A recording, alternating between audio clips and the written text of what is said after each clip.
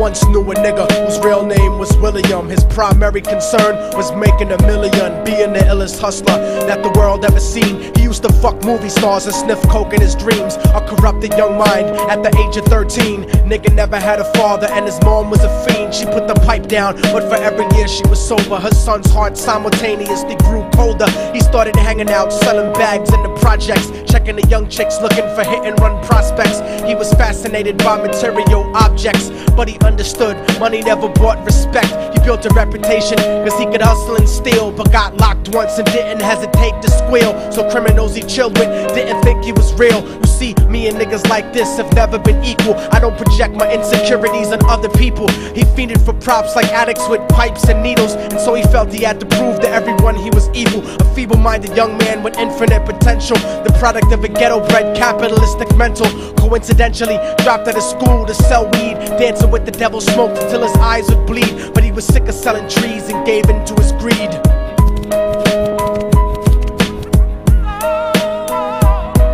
Everyone tryna be trife, never face the consequences. You probably only did a month for minor offenses. Ask a nigga doing life if he had another chance. But then again, there's always the wicked that knew in advance. Dance forever with the devil on a cold cell block. But that's what happens when you rape, murder, and sell rock. Devils used to be gods, angels that fell from the top. There's no diversity because we're burning in the melting pot.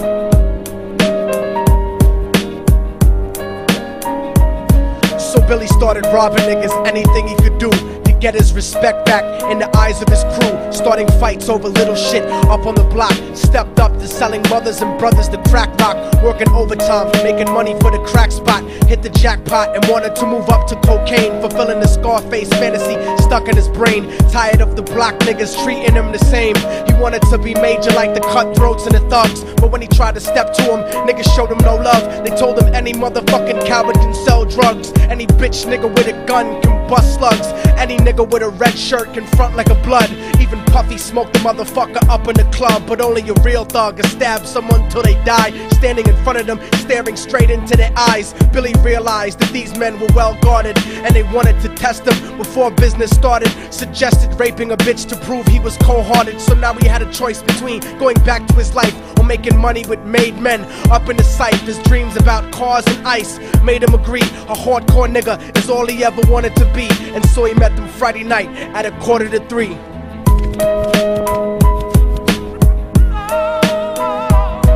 Everyone tryna be trife, never face the consequences. You probably only did a month for minor offenses. Ask a nigga doing life if he had another chance. But then again, there's always the wicked that knew in advance. Dance forever with the devil on a cold cell block. But that's what happens when you rape, murder, and sell rock.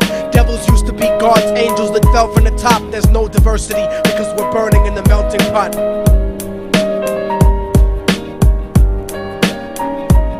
They drove around the project slow while it was raining, smoking blunts, drinking and joking for entertainment, until they saw a woman on the street walking alone, 3 in the morning, coming back from work on the way home. And so they quietly got out the car and followed her. Walking through the projects, the darkness swallowed her. They wrapped her shirt around their head and knocked her onto the floor. This is it, kid, now you got your chance to be raw. So Billy yoked her up and grabbed the chick by the hair and dragged her into a lobby that had nobody there. She struggled hard, but they forced her to go up the stairs. They got to the roof and then held her down on the ground, screaming, "Shut the fuck up and stop moving around." The shirt covered her face, but she screamed and clawed. So Billy stomped on the bitch till he broke in her jaw. Them dirty bastards knew exactly what they were doing. They kicked her until they cracked her ribs and she stopped moving. Blood leaking through the cloth, she cried silently. And then they all proceeded to rape her violently. Billy was made to go first, but each of them took a turn, ripping her up and choking her until her throat burned. Her broken jaw mumbled for God, but they weren't concerned. When they were done and she was lying bloody, broken and bruised, one of them niggas pulled out a brand new 22. They told him that she was a witness for what she'd gone through, and if he killed her, he was guaranteed a spot in the crew. He thought about it for a minute, she was practically dead, and so he leaned over and put the gun right to her head. I'm falling and I can't turn back.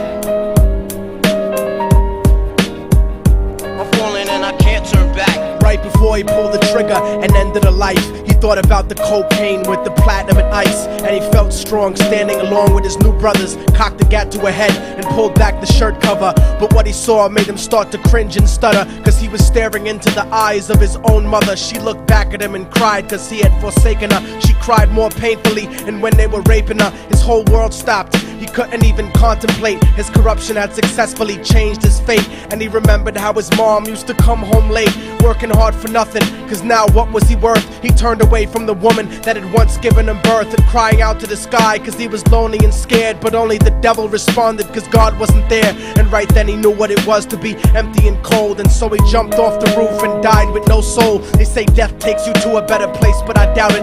After that they killed his mother and never spoke about it. And listen, cause the story that I'm telling is true, cause I was there with Billy Jacobs and I raped his mom too. And now the devil follows me everywhere that I go. In fact, I'm sure he's standing among one of you at my shows, in every street cipher listening to Little Thug's flow. He could be standing right next to you and you wouldn't know. The devil grows inside the hearts of the selfish and wicked. White, brown, yellow and black color is not restricted. You have a self-destructive destiny when you're inflicted, and you'll be one of God's children that fell from the top. There's no diversity because we're burning in the melting pot. So when the devil wants to dance with you, you better say never, because a dance with the devil might last you forever.